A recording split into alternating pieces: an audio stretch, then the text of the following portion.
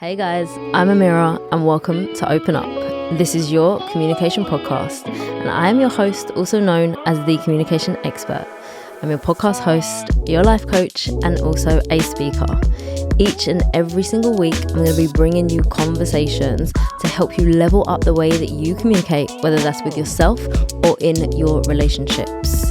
Through each conversation, you're going to leave with food for thought, skills that you didn't know you needed, and ways to develop your relationships.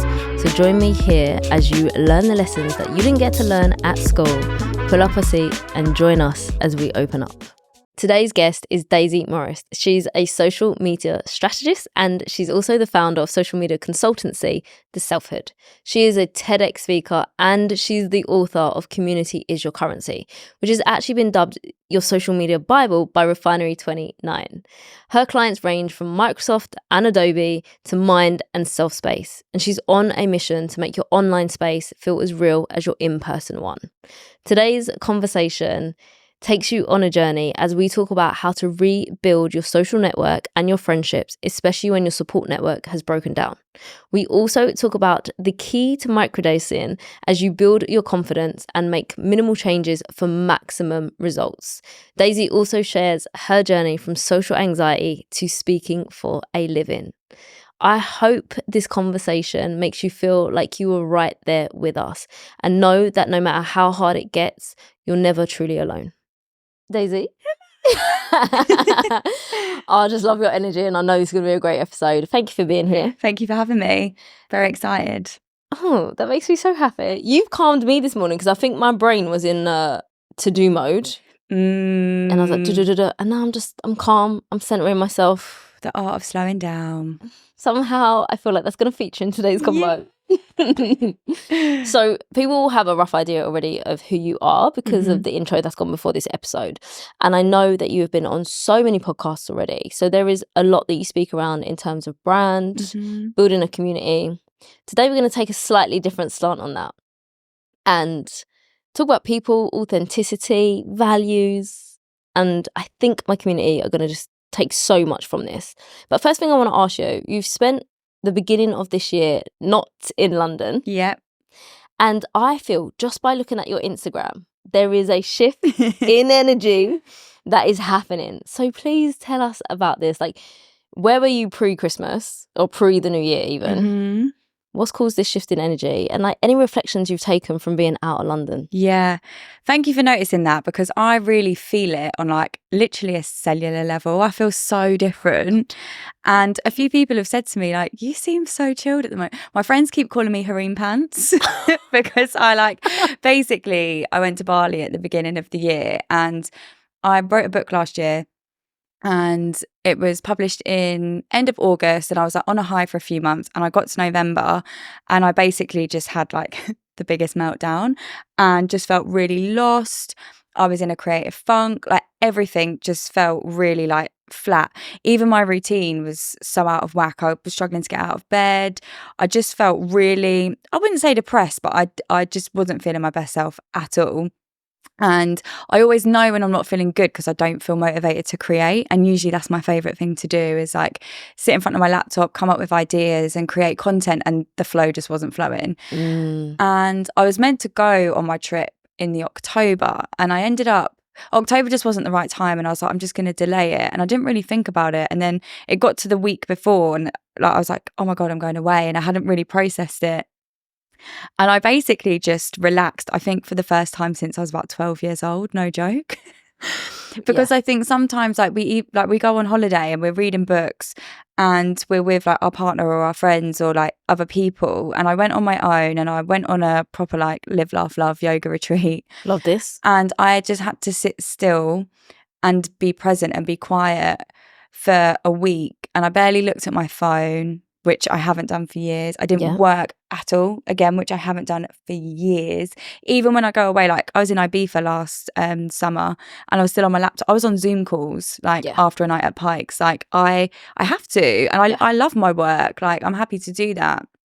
But I just fully switched off. And my biggest reflection and something I'm keen to advocate for, and I say to my community all the time is, listen for what comes to you in the stillness, because we're often trying to chase answers for blockages and creativity and just life in general through our phones or through conversation or through reading self-help books. And I kind of like put myself through a bit of a self-help assault course before Christmas, and I was like reading all the books, listening to the podcast. Yep. And sometimes that's actually more damaging because you've got like information overload and you're relying on external sources to give you the answers. But I actually think like we know what we need, but we just need to sit with it and like listen to your body, listen for the signs, like not being able to get out of bed till like 8:30 in the morning. That's not me. And I was like, my body is telling me like something needs to change. You need to trust that you being unmotivated and not feeling like 100% energized, like what's that telling you? And it was that the work that I was putting out there, I'm still so proud of it all, but I'm taking a new direction now. Like everything I'm talking about is creating from purpose and creating from a space of wanting to share, and it being a privilege to share your work and a gift to share it. And I think sometimes we think about sharing as a chore, like, oh, I've got to post on socials. And I felt a bit like that. I was like, oh, I need to like serve my community. And it was like, it should be I want to, not I need to. And I feel so in that place now because I really thought about what are the things I want to share? What are the messages I want to give to other people? And I kind of did like a bit of the message is still the same and the ethos and the values are still the same. It's just the topics and the way that I share that's changed. And I feel probably the most creative and inspired I've felt. So I would just encourage anyone to just even switch up your routine if you're feeling a bit stagnant. And that doesn't mean like going to Bali. Like I'm very grateful I was able to do that. But even just like creative walks in the daytime, working from a different cafe, having conversations with people outside of your industry. Like I get so much from people who aren't in my field of work because you learn a whole new perspective. So I think just like making small but measurable changes is such a beautiful way to just change your mindset. And I feel like I get goosebumps when I talk about it because I feel so alive in that. And I know how it feels to be stuck and feeling like, oh, what am I doing with my life? So I would just encourage people to really shake up their environment, the people, the conversations, and that will eventually change your mindset.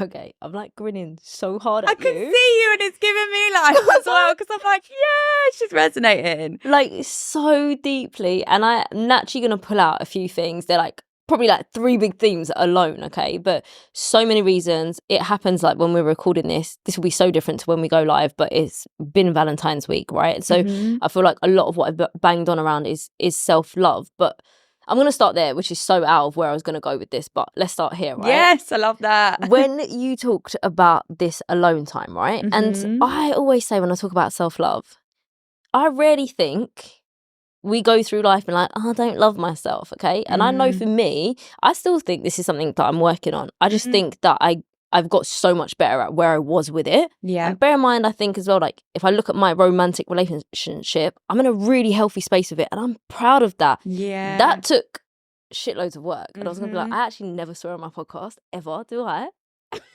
I don't know why I That's looked at the Laurie. passion. That is the passion. I don't know why I look at Laurie for confirmation. But I think, yeah, so this week, anyway, running a challenge with my beautiful community. And day 2 was around being alone. And the way you have just kind of challenged us to be able to sit with our thoughts. It's hard. Right?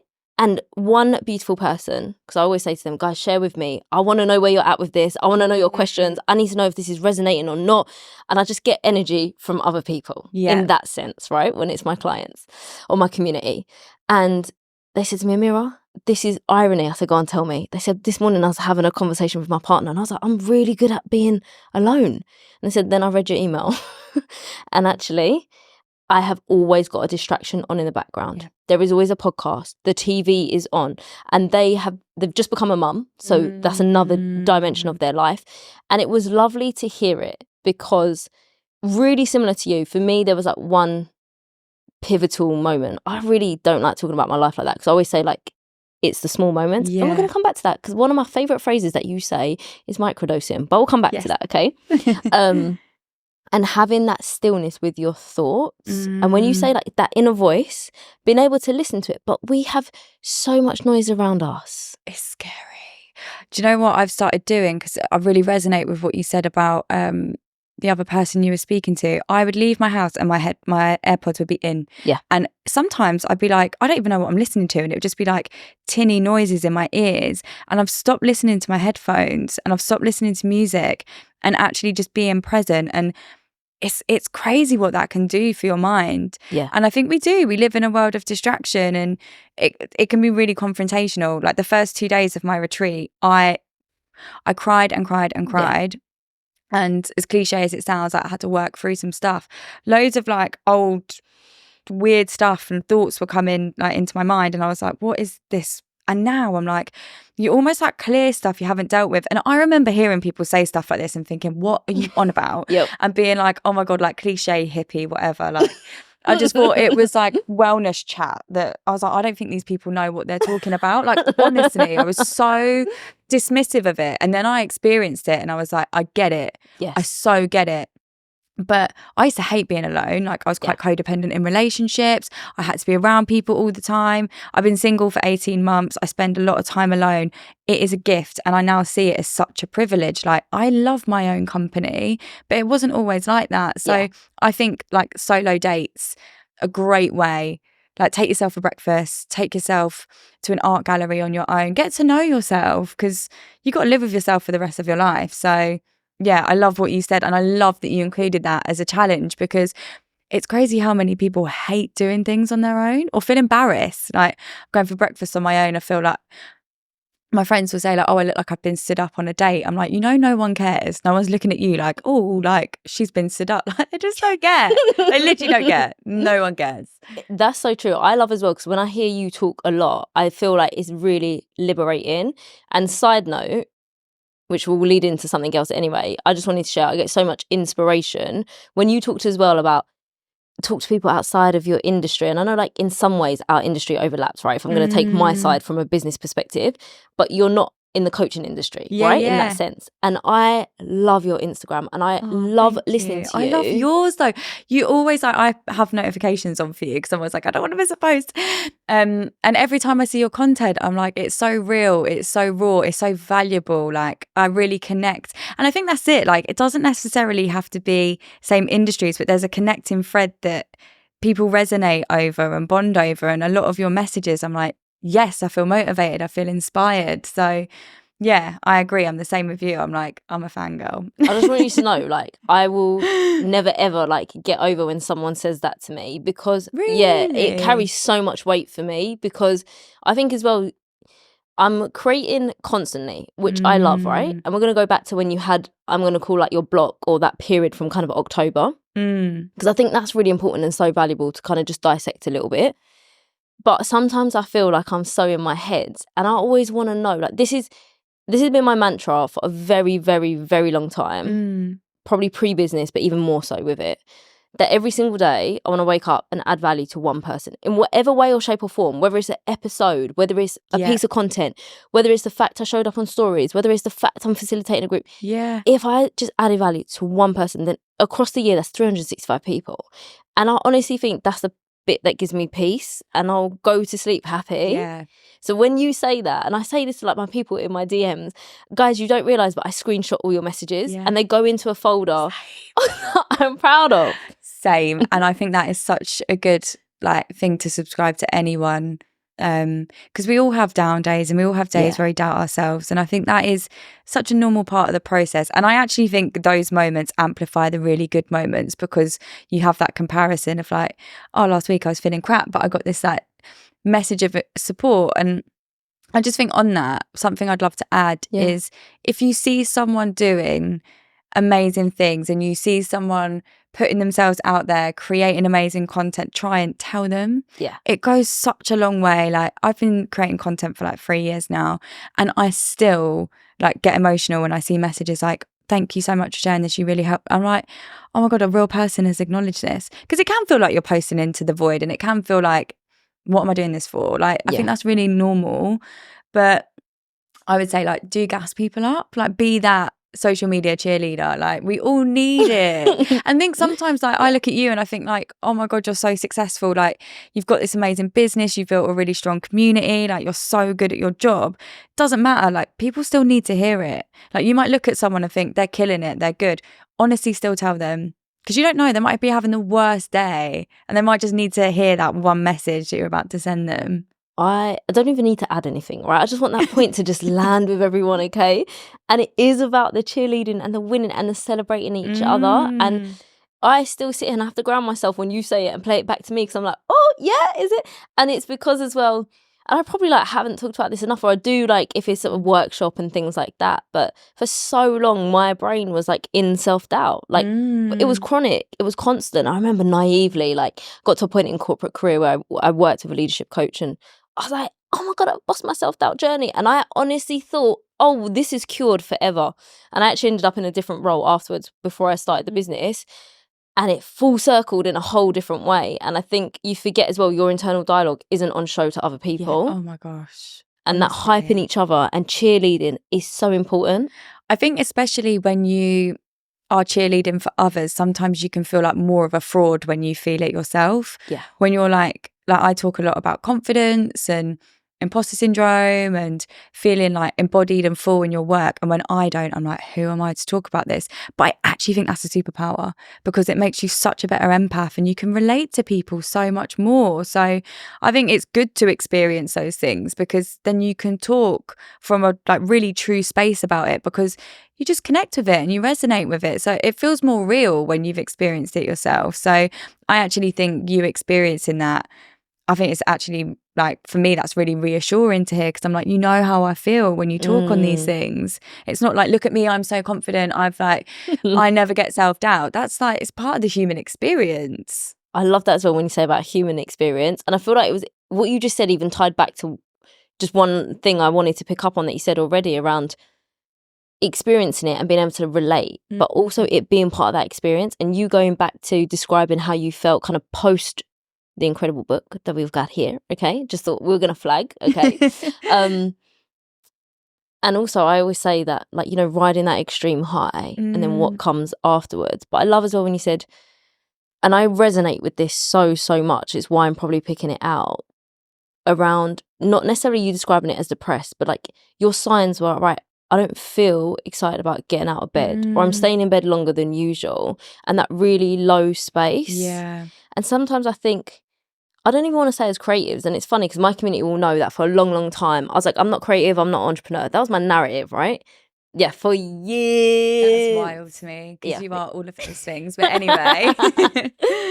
And so I think, like you say, those ebbs and flows and that human experience. And when you said as well, change up your environment, and it doesn't need to be Bali. But I love when you said do something different, speak to different people, go and change your environment. And I think the only other thing I wanted to add, just because it's happened recently for me, I'm really good at pushing through and I have to constantly catch myself because it's also one of my biggest flaws. And my supervisor literally had to catch me a couple of weeks ago and she was like, and I was back in my beating myself up, but I've got X, Y, Z, and this is my space at the moment where like a lot of my back end stuff is getting done. But I also don't enjoy the screen time. I'm also doing all the system process stuff that bores my absolute soul. Yeah. But I know the version of me in a year is going to be really goddamn grateful. They're building blocks. Right? But she caught me and she said to me, okay, why can't you put that down and you'll pick it up and trust that, you know, when your head's in the game, you'll get it done. And I was fighting and I still didn't listen to her, right? It took me like 48 hours for the message to land. And it got to the point where I was like, I'm not being productive. There is no point me looking at this screen doing X. And I had to put it down, which I do really rarely. And the point is, I came back to it a couple of days later and I swear to God, what I was trying to do in 5 days, I literally got done in 24 hours. It's, yeah. Right? Abort the mission when it's not flowing. Yeah. I think that's really important. And like, your body knows, like your body keeps a score. Like if you're agitated and you're like feeling antsy about it, like just go for a walk, like chill out, like just breathe, slow down. I think magic happens when you slow down. I think we live in such a, like Western culture is so results driven and it's so go. And we're trying to churn stuff out all the time. But the second you actually just slow down, it's wild what happens. And I know there's something I know that I've seen like recently you talking about around that slow content creation. So I feel like now's probably a good time for you to expand on that. But also going back to what you said around like listening to your voice and having that alone time. Yeah. Because we're rarely with our own thoughts. And when you said as well, just really recently, so much came up and you're like, oh, these wellness people, but until you fully experienced it and you're like, I didn't know this was in me, right? Yeah. But if we've got noise around us all the time, then how can we know, right? Honestly. And then craving, I always say like I crave my own company. I know we talked about this before we started recording. Yeah. And same, right? I love being with myself, and I know the last few weeks I've overdone it, and I'm at a point where I can really feel it. And it's funny because my partner said to me today, Sunday's your wellness day, yeah? And I was like, yeah. And he was like, with nobody. I was like, yeah. And that includes not him. Yeah. And I was like, yeah, I'm so excited. Yeah, we need it.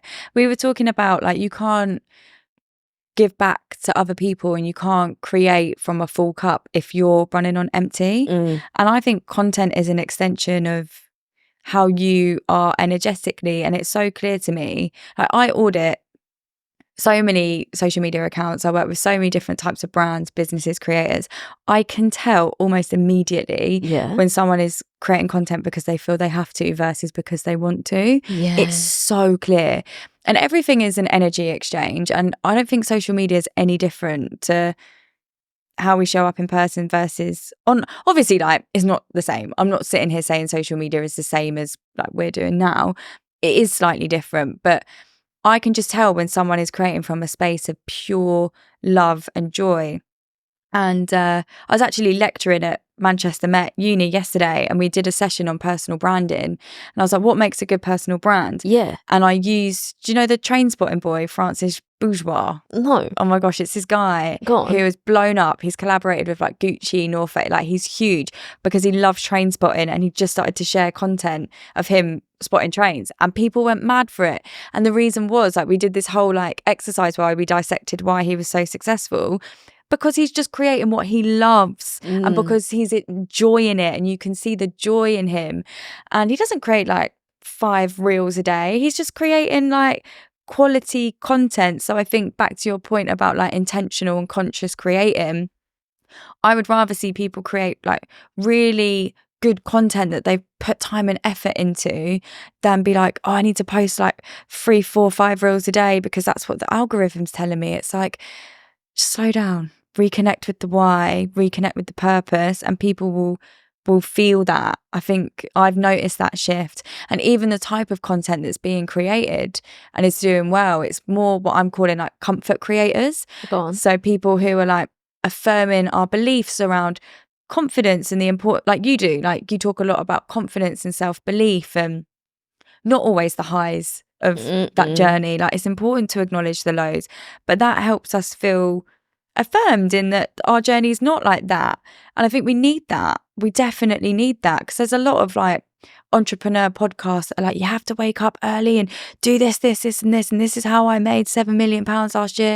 And it's like, whoa, what about all the stuff that you had to go through to get to this point? Thank you. That, and then also like slow living content. So people who are indulging in this idea of like, I don't want the rise and the hustle to be my entire existence or identity. And I think people are having a big awakening around that.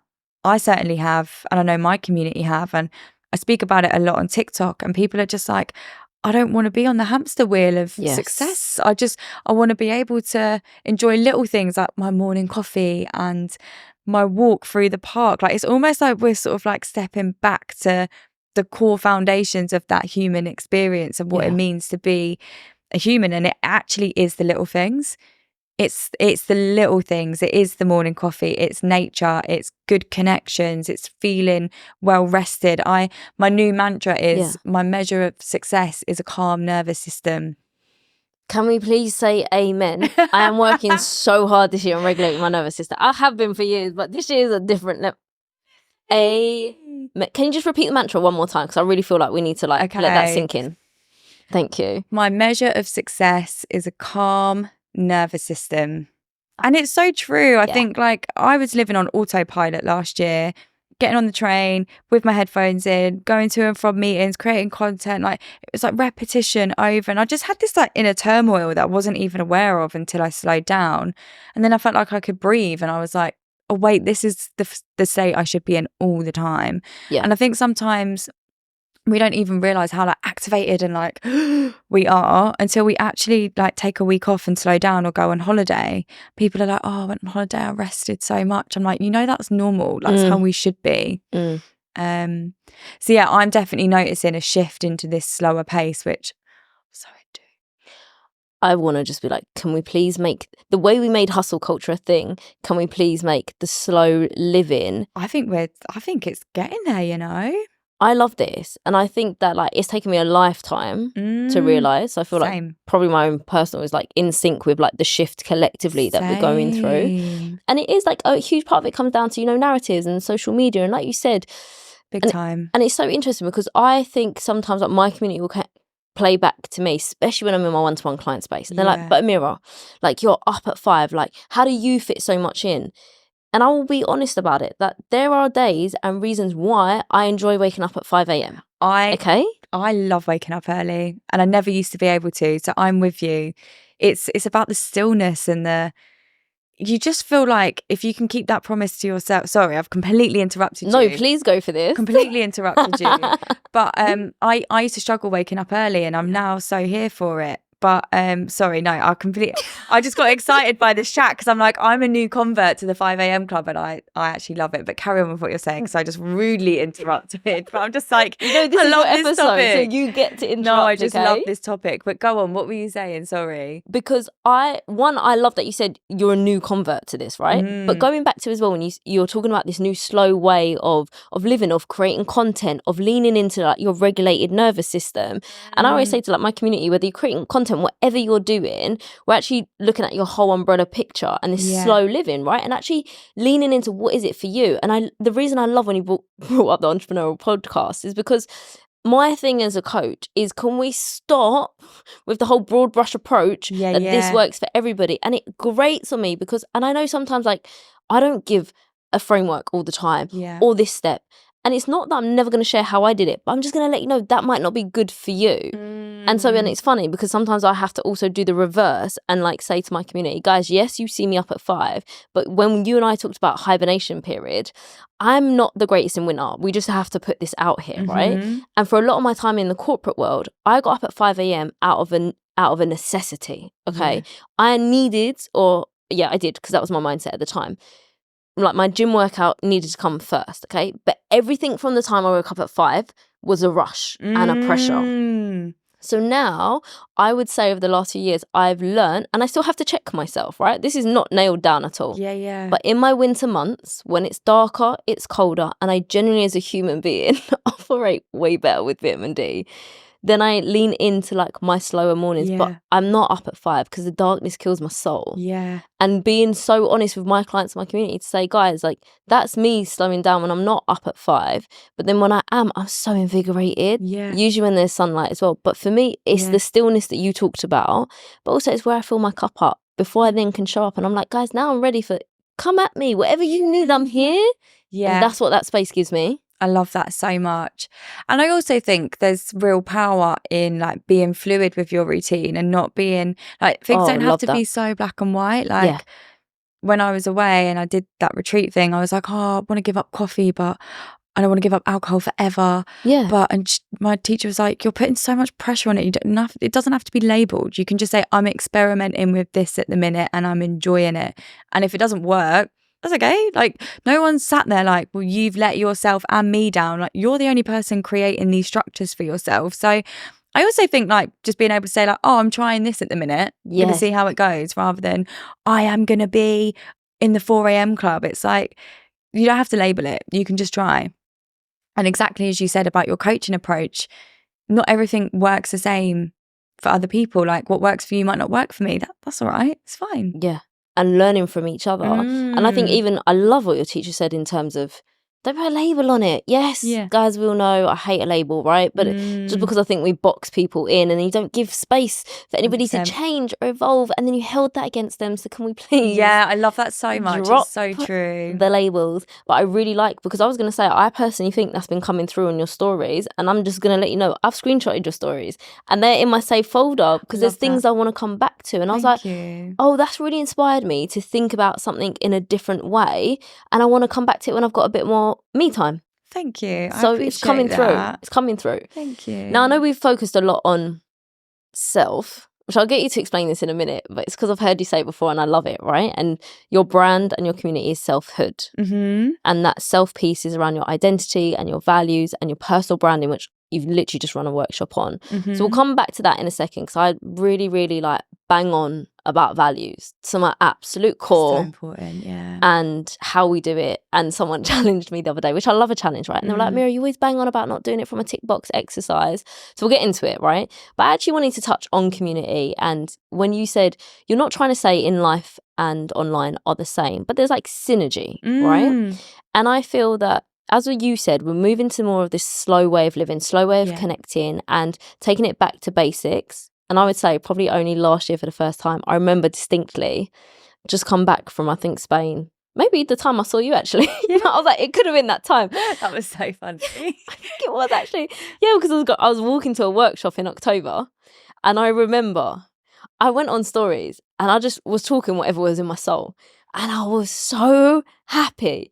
And it was simply because it was sunny. Yeah. The sun was on my face and I was about to go work with really amazing people. Like, it wasn't like, oh, some big brand that I was fixated on, that was a big accolade. It was that these people really got value from what and I literally walked, and it's why I recorded the story. And I swear to God, the DMs off the back of it, people feel it. And they were like, Miz, you're glowing. But it was that slow, intentional living. Yeah. People feel it from you. So it's so true. Like, it's so nice to hear that you've noticed that my socials have changed, because my community have. Like, I've had a few comments and DMs like, oh, I've really felt the shift in your conversation and the way that you're showing up. And I was like, people watch. Yes. And they might not always like interact or acknowledge that they're watching, but people are watching and they feel it, and people remember as well. So yeah, I think doing the things like you said, which I love, about having your morning routine and filling your cup before you give back, that is, I'm so conscious sometimes I sound like a walking cliche, but like it's just fact. Like, you cannot give the best of yourself if you don't feel your best self. So doing those things in the morning, or just doing the things that make you feel good, it's really important, because it shows, and that it's a vibration. It will literally manifest itself in everything that you do for the rest of your day. So if you feel good, if you feel creative, if you feel ready, other people will feel that. It's a ripple effect. I'm like, amen. I'm not adding anything. We don't need to. That's just an amen moment, okay? So if we take it back to, am I right, you've been living in London like roughly 10 years, or did I overestimate that? No. It's about 8 or 9 years now. Yeah. So I thought maybe I was like, I round up. It's really, it's not a good thing. Anyway, one thing I wanted to get your thoughts, your expertise on is building a community, right? And when I say that, I actually mean connecting with people. And I know you've had your own journey with confidence, so we will get into that. But you originally moved to London and knew nobody. And I didn't know you then. And I've only known you really recently. And very lightly, I'm acting like I know everything about you, and I don't. That is social media, though. It's weird, isn't it? Like, I'm going to see my friend Amira. How do you know her? Oh, I've actually met her once. For like 10 minutes. And I have to rewind and be like, okay, wait, I need to be like, no. But I feel like I know you. It's the weirdest thing. Same. Okay, just ditto, right? But what it looks like, from my perspective, when I look at you, is that you've got a really beautiful community. You know who your people are, and that you've attracted that. So what would be your like tips or advice, or the steps either that you went through when you've landed in a new city, not knowing anybody, to like me looking at you now where you've got your community, whether it's business, but also personally? Yeah. It's a really good question, and it's something that I know loads of people struggle with, and also something that lots of adults struggle with. Yeah. And I think there's a real stigma behind the conversation around loneliness and wanting new connections and new friends, because it's like, oh, by the age of you know, your late 20s, it's like, oh, you should have like your core friendship group and you should feel really settled. I think people outgrow people because we change so much. Amen. And B, like, we've been through some pretty like big stuff in the world over the last few years, and I think people have changed and their values have changed and what they want from life has changed. And I think it's easy for life to fracture and people to go off in different directions, and that can leave you feeling like, I don't know about the relationships I have right now. So I would say, if you're listening and you're feeling like, I'm craving connection outside of what I currently have, it's nothing to be embarrassed about. It's so normal. And that goes for all ages, actually, not just like late 20s, early 30s. That's applicable to everyone. But I was 23 when I moved here. I didn't know anyone, and I also had really bad social anxiety in my early 20s, which, I'll be honest, like, still crops up from time to time, way more manageable, and I'm so much more aware of it. But I felt so embarrassed. I was like, oh, I'm the awkward one, and that really stopped me from putting myself out there, because I was like, oh, people think I'm awkward. I just would psychoanalyze myself to the point that I could talk myself out of literally anything. And then it got to a point where I was like, I just feel really lonely now, and like, all my friends were still at home, but I was not earning enough money to go back every weekend. Yeah. So I was spending weekends on my own, and now I love my own company. But I think that's because I know I have the choice to see my friends if I want, or to hang out with people, and I know that I've got people there, and I have a nice balance around that. But when I first came here, I was so isolated, and then I think I went home and saw my mum, and she was like, you have a choice. You either come back, or you stay there, but you stay in this situation, or you put yourself out there. Nice. And I did some really random stuff. Like, I went and saw a monk talk about the meaning of life on a random Sunday in Kensington, just like a free event that I found on Eventbrite. Met the loveliest people, and really saw what community really, really means.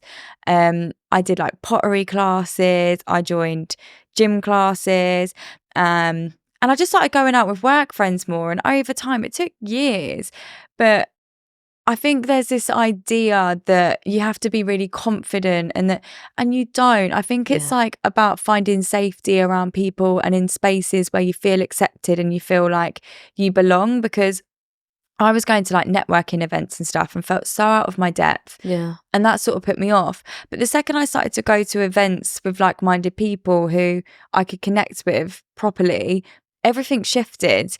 And I've gone on to start netball teams and like built loads of friends through that. And I host my own events now. And I've got a beautiful, amazing groups of different friends who do different things. And I think it's like, allow yourself and give yourself permission to go on a bit of a self-discovery journey with it. And I've got friends that are like so different to each other. Like, they're such different people, but there's always a connecting thread in why I have friendships with people. And I think it's about like really asking, like, what do I want in a friendship? What does friendship mean to me? What does community mean to me? And like, I've got friends that love going out raving, and I'll go with them, and there's like a big raver community. I've got friends who love wellness, and we do wellness activities together. I've got friends who like food, and like dinner is our thing. So like, what are your interests? And also allow yourself to be fluid, because just because you like Pilates doesn't mean that you can't go to Printworks like the next day. Like, you can do all of those. It's again that label piece. Like, you can be and do whatever you want. Like, you don't have to be so strict with what events you attend and what you do. Just like experiment with it and see it as a work in progress. But I think that the first step is to put yourself out there. And I know that can feel overwhelming, but as cliche as it sounds, like, before you go to an event, what's the intention? Is it that I want to make one new connection? And you don't have to leave like, I've got 5 new best friends and we're all going to go on holiday together next year. It's just like, take it really slow. And like I said, try lots of different things. But I think also, if you are feeling nervous about it, just do some things that are going to boost your confidence as well and get you into a good place before you go. And something I've really learned is that people are so kind. And so sometimes I think we fear rejection and we stop ourselves from like going to the event on our own or going to that dance class because we're worried and we're like, I'm going to look like an idiot. People are so lovely. They really are. And I think everyone feels that fear, and people are really compassionate. I've gone to events before and been like, oh, I'm here on my own. I feel really awkward and nervous. Yeah. And people are like, oh my God, like come stand with us. And like you get chatting, and within 10 minutes, it's like your best mates. Like you're chatting about everything. So I think go with an open heart and an open mind, because I was like worried that people would think that I was like a loser. And I'm like, that's actually like really assumptuous. Is that a word? Assumptuous? We're going to go with it. I know exactly what you mean. It's a big assumption. Yeah. That makes more sense. That was a big assumption on my behalf, to assume that people would be that unkind. Like people are just lovely. So I think also like just trust and give people the benefit of the doubt. And also know that you bring stuff to the table. Like you have good conversation. Like, yeah, I think like putting yourself out there, trying different things. They're my two main things that I would recommend. So I love that. And I'm going to actually give you another slant on this as well, from like actually clients' perspective and what's coming up a lot for them at the moment. I think that's a beautiful reminder actually around people are kind, and also where our brain will naturally think about your worst case scenario. Oh my right? gosh, yeah. So you're going to spend all this time overthinking, and I'm not, my community know, okay, we're all about reframing that inner dialogue. And guys, the same way you brush your teeth is the same way you need to reframe your inner dialogue, because it's a habit that you have to keep working at. And I say this a lot as well, like when I'm in a low space and whatever's causing that, and still have to remind myself to sit in it, my negative dialogue, no matter how many tools I've got in the box, no matter how many people I coach, I still have to reframe it. Honestly. Otherwise it will take over. Yeah, right? I get it. So you sharing that reminder feels so powerful, to remind ourselves that actually people aren't against us. We're not going in with this delusional that everyone in the world is amazing, but probably the spaces that you are walking into are people are walking into too. Yeah. And maybe want something similar out of that connection or out of that meeting. And we're not denying that it can feel awkward or uncomfortable. And even as much as I preach about what I do, really interesting actually gave dance an example, because I'm going to like play this one out. I love dancing, okay? Love it. I thought I was an amazing dancer until I met my partner, who's a dancer. Okay. But still to this day, and this is still something that like I'm psyching myself up to, I would love to like do a set amount of lessons and like really learn like one specific type of dance really well. And I'm still back and forwards on it. And I know I'm going to do it, but please don't be like delusional about all the things in my head that I'm still having to like work through. And also like I look at him and I'm like, oh God, you ain't like, I mean, one of the things I love about him is he's a phenomenal dancer. Yeah. And it's not about me comparing. I'm just so self-conscious. And there's loads of like from childhood why that plays out in that environment. It's amazing that you recognise that though. Because sometimes I don't think people realise the why, and they're just like, oh, I'm just weird. Like, why can't I get over it? So I think identifying like what is that trigger and how can I like heal that and work through that is the first step. So I think it's amazing that you know why that is. Thanks. Because a lot of people don't. It's self-awareness. So that's, I think that's the first step for me, is like, where's this coming from? How can I move through it? And also, you just gave us like another tool without even realising. When you said people question and say, why am I like this? Why am I weird? I always say as well, if you're going to ask yourself those disempowering questions, switch it to a positive question. Because what it does to your subconscious is you will subconsciously, without noticing, go to find evidence, like, oh, why can I show up? Or why am I able of like keeping to the beat? I love that so much. And I actually saw something a few weeks ago which has literally like altered my brain chemistry. Go on. It's so good. It was a documentary about purpose and fulfillment. And they were talking about limiting self-beliefs. And this woman was like, instead of looking at other people like, oh, like you with your partner, like, oh, he's amazing. Go and find the evidence of people who started where you did and have done amazing things, and use that as your toolkit whenever you feel that doubt of like, well, they started at the very beginning and look at them now, rather than seeing it as like a negative comparison, see it as inspiration. And I think that tiny little mindset flip is just like, I still compare myself to people on social media, but now I'll be like, oh my God, what an inspiration. I wonder what they've done to get to that point. How can I emulate some of that experience to get me to where I want to be? And it's, instead of being like, oh God, they're amazing, I'll never do that. It's like, how can I do that? So I love what you just said. I love it so much. Ask yourself a positive question. That is actually, I'm going to take that away with me, and that's going straight in there. That is such a beautiful way to reframe things. I love that so much. I really want to say thank you, because it's a tool as well that I really get my clients to do, because as well, our brain is hardwired to think negatively, right? Yes, it is, yeah. So it's so easy, like it's on repeat. It's such a habit to be like, well, why can't I do this, or why didn't this happen for me? And it is constantly like catching it. But if you can ask yourself that amount of negative questions, you can start to shift them and put them into a positive frame. Yeah, 100%. So I'm glad you keep that one. But honestly, I love when you're like, that's going in my pocket. Yeah, I love that. And there was like about 10 million things as you were talking that I was like, oh, I wanted to add on this or that. How did it go out? We're going to talk about purpose anyway. Yeah. Because that is something I really wanted to get into. But I think the only other thing I was going to say is around the community piece and meeting new people. I know as well at the moment, like friendships is coming up as a huge, huge theme. But also some people as well at a stage of their life. So I love when you said as well, forget your age. It's regardless of that. But being able to, they're in a space where, for whatever reasons, having to rebuild. And so the support network they've always known isn't really still in place. And that can feel daunting. Yeah, big time. So I love when you said as well, okay, well, the first thing is put yourself out there. Remember and have that reminder that people aren't out to get you. Yeah. And actually, they're going to be kind. I love when you said as well, usually within 10 minutes, you'll say you're on your own, and then all those negative things kind of get diffused. Yeah. Like, actually, this isn't the end of the world. But also the piece that you said around like experimenting. And I think, well, I want your experience on this, but I wanted to say that the beginning stages can feel so difficult. Yeah. Because that's the most uncomfortable. And actually, I knew there was something else, and I was like, I need to wait for this to come back, because there was one point you said, and I was like, I need to add on that. When you said around using people as inspiration, and how can I emulate, or what can I take from them and make it me?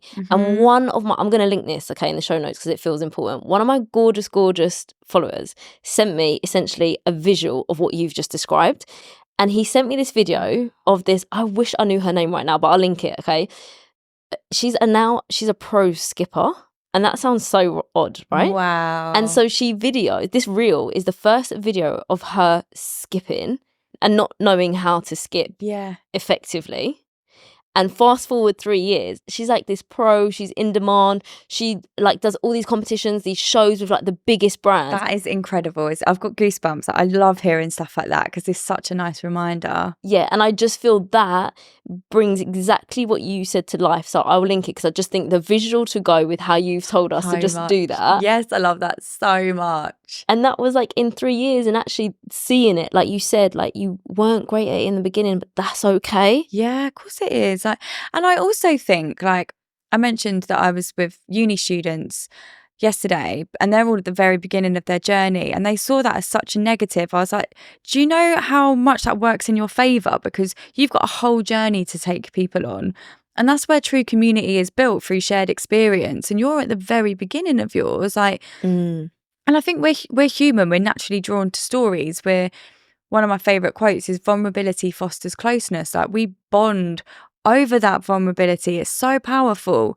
So sometimes it's better to just own the fact you're nervous, own the fact that you've never done anything like this before, because the likelihood is, well, it's 100% someone else has been in your shoes, or they're feeling exactly the same. So by you just being honest about that, you give other people permission to do the same. So I think there's something really nice about just owning the fact, like, oh, I've not done anything like this before, feeling a bit anxious. It's like, oh my gosh, don't worry about it. Totally get it. Like, it's fine.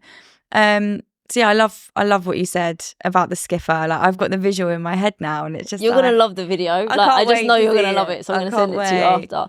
And it just, I think it's a really good reminder as well, how you position things and like reframing that mindset when you're talking to students as well, and appreciating that part of your journey wherever you are at. And I know, like, we've kind of touched on a few things, and I feel like this is just a perfect point to kind of bring this in. I know that, okay, let me look at how I look at you now, okay? One part of your job is speaking in front of people, okay? Whether it's like a huge group of people, whether it's with a company, whether it's with students. And I know that you've spoken about before, one, yes, your social anxiety, but actually what would happen to your body physically when you would speak in front of people. Let's just say, like, however you're using your voice in whatever format. And I know you've actually spoken around your freeze response and actually like losing your words and not being able to find them.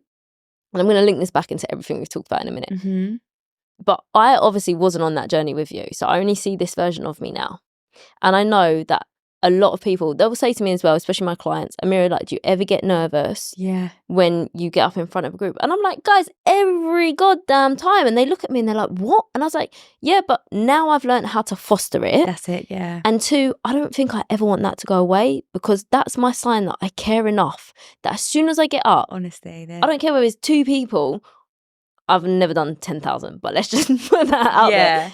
I want that to be there because it's now about how I channel it. Anyway, this question was not about me. The question was actually... No, I think I'm nodding and I'm like, my whole being is like, yes, because I resonate so much. It's about how you deal with those emotions and how you deal with that feeling, as opposed to trying to like mask them or dismiss them. Yes. But I think it's so beautiful what you just said about, I want that to be there, because of course you do. Like, it's such a clear indicator that you actually like care about what you're delivering and what you're about to say. So yes, all of Thank all you. Of that. I'm actually going to ask you the question now, okay? My question is, knowing that you had that freeze response, which I know for some of my clients is so debilitating, and to see you now shining, I swear to God, when something shows up, I'm like, yes, girl, okay?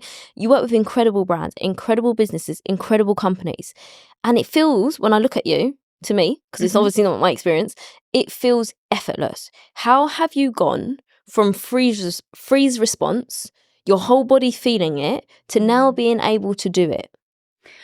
What's happened? It's been such a journey. Like, when I say it was my biggest fear, like my neck would go bright red, like my voice would like shake, my brain, it was like the blood was thumping through my, like I would literally go like dizzy. It was horrible. Yeah. Even if it was like 3 people in my team at work, like it would feel like my world was about to collapse. It was so bad. And I remember, it's the weirdest thing, in one of my last jobs, my boss saying like, what's a big dream you'd love to do? And she knew about my anxiety, because I'd said to her, like, I hate presenting, like, please don't make me present. Yeah. She's like, you have to as part of your development, which I'm actually really grateful for. But I was like, I'd love to do a TED Talk one day, but I just would never be able to. And she was like, you will. And I'll never forget that. I know exactly where we were. We were sat outside a random pub in Hemel Hempstead about 6 years ago. I remember it so clearly.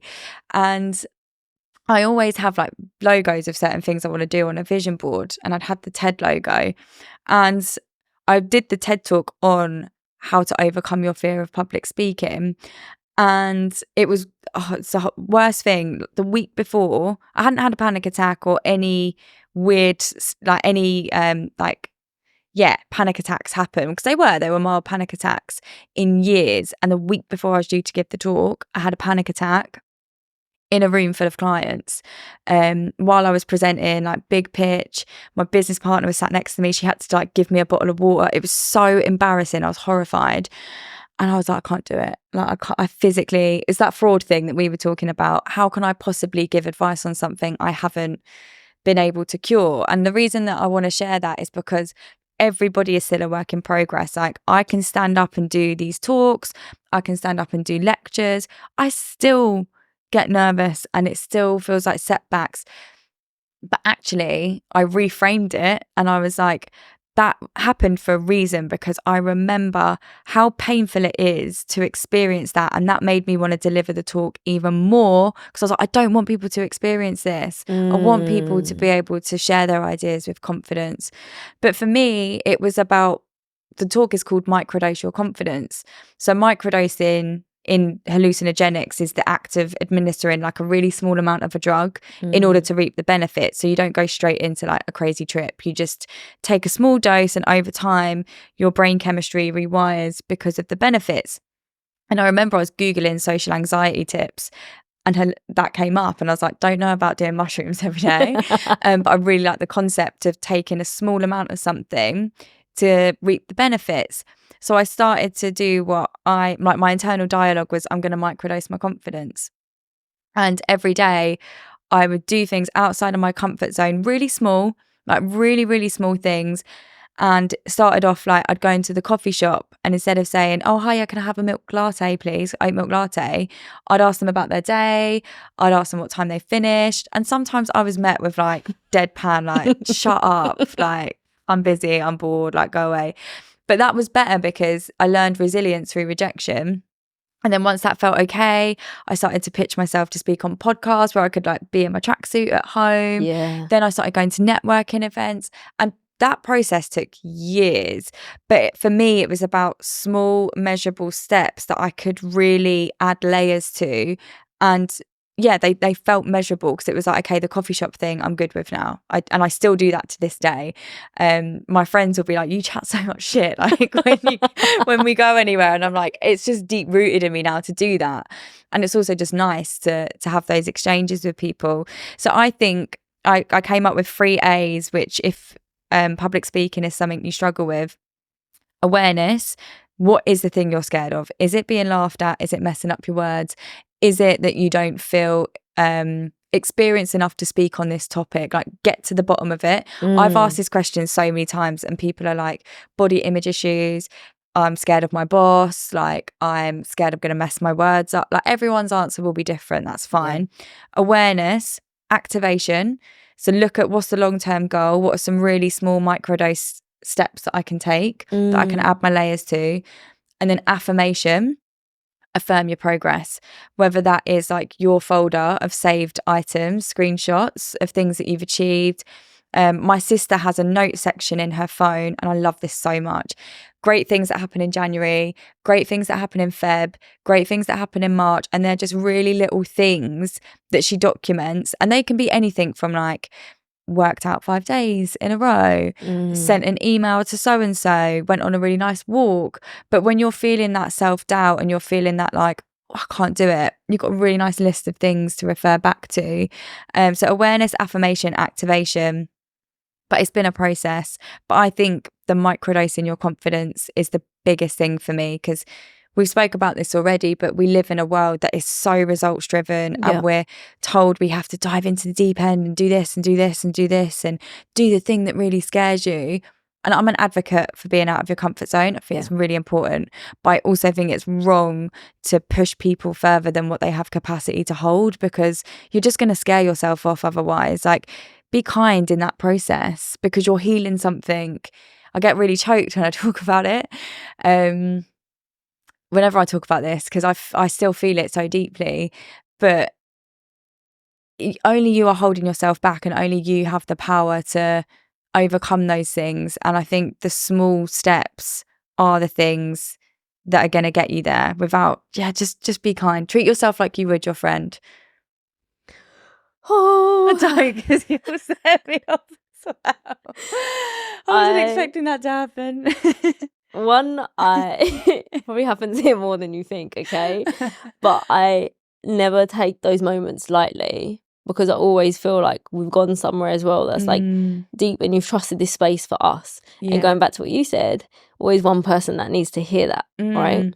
You gave us so much in that section, from like a framework, from one of my favourite sayings that you say that I absolutely adore, and I say it in a different way, and I no longer want to say it in my way. I want to take your words in the most authentic way I can say that statement, because, and even then you end in that piece on the duality of what you just said, which I also feel full circles back to one of the first things we spoke about today.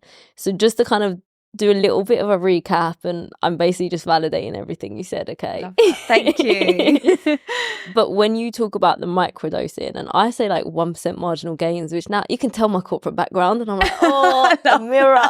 Sometimes I show up and people look at me, or my clients, and I was like, yeah, sorry, that was so corporate. It makes sense though. It resonates. I get it. When you say it, I'm like, yep, I get that. But I love when you say microdosing, but the honesty when you said this took you years. And I feel when you say as well, like, we're in that society in the world where we want results. And because of the access of information we have now, we think everyone's success did happen overnight. Or how did they become so confident? And I feel like you just validated how I asked the question, because I was like, this is the chapter I'm seeing you in. What went before?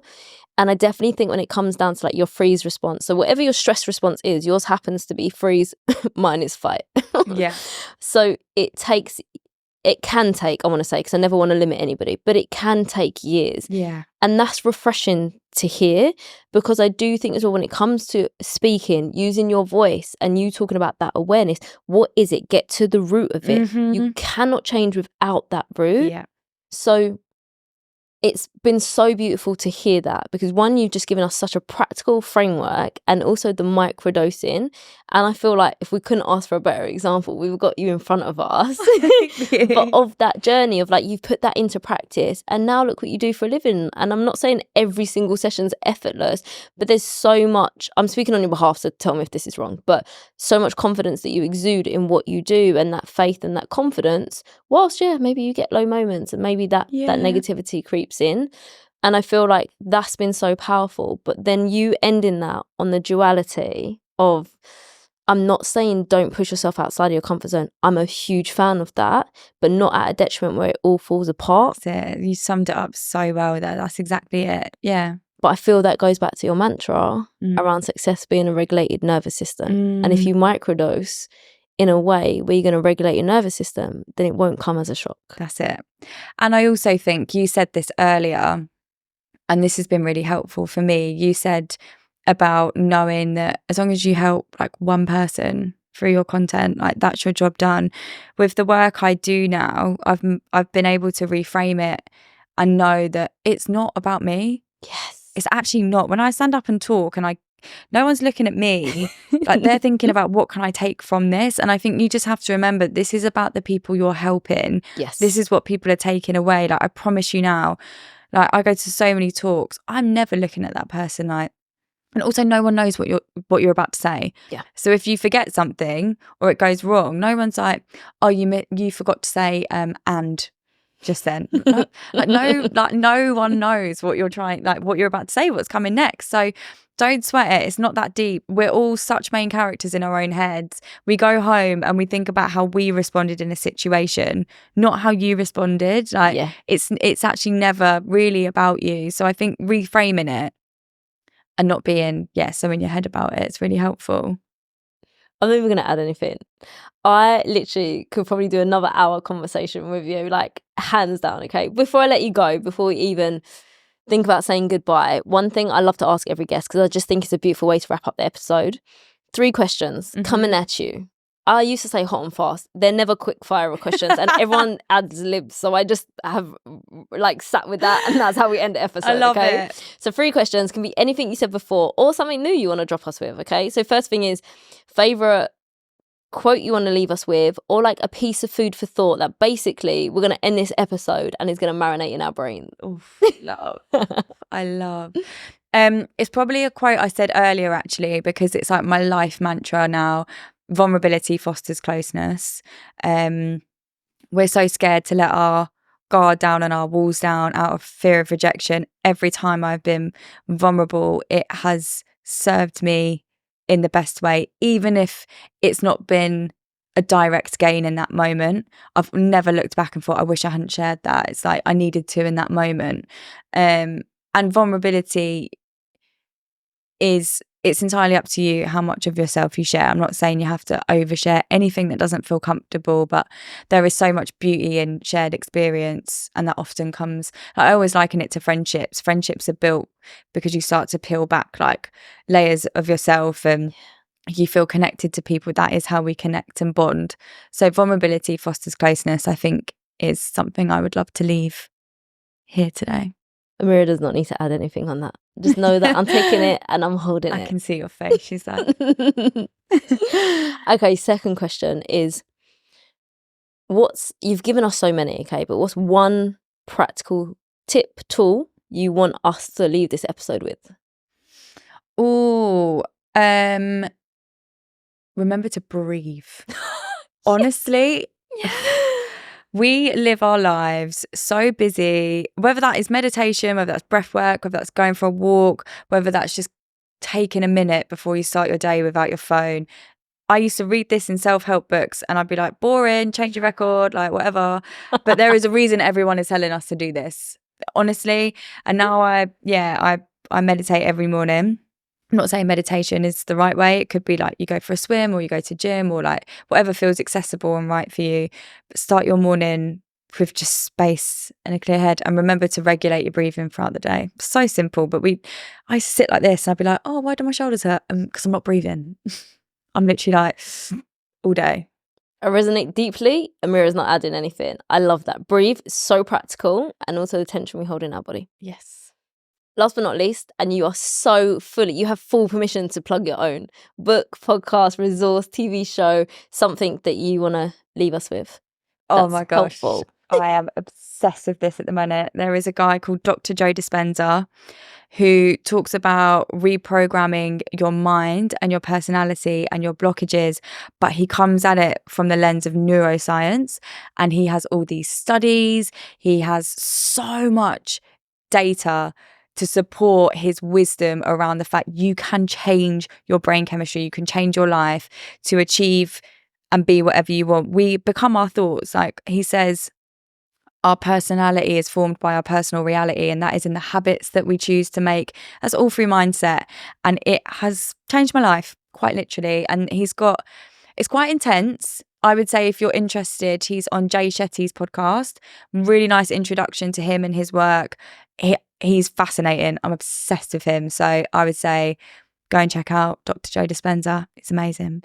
Okay, fun fact. Go on. Every guest that's sat here, nobody's mentioned Joe Dispenza, and he's one of my faves as well. And really? not one person has brought up, and I always say it's why I asked you guys the question, because everyone brings a different person or resource. Yeah. So I want to say deeply from myself, thank you for sharing. I love him so much. And lastly, I'm going to plug your book, okay? First of all, how long did it take you to write? Oh my gosh, I got given a 6-month deadline in between going for a breakup, moving house, having like loads of work stuff on. So all in all, I had to get like a 3-week extension. So I'm going to say I had 7 months, which I really struggled. I won't even lie. Like some people are like, oh, I found it easy. I'm like, how? The content was fine. Yeah. It's like years of experience, but I still send content out and people are like, babe, there's a typo on this, the grammar's wrong. Like, it's free content. I want to say this is an incredible book. Thank you. It is so real. It's so authentic. It's practical as well. Thank you speak to my soul, and I'm not even finished with it yet. So guys, community is your currency. Thank you so much. Please grab it, and I'm going to link it in the show notes. Thank you so much. You are amazing. You are amazing. Thank you so much for having me. Guys, thanks for joining us for another conversation this week. You know the deal by now, so please hit subscribe, leave a review. Don't forget to share this with a friend. And if you want to come and hang out with me, then click Instagram. You'll find me at _communication expert.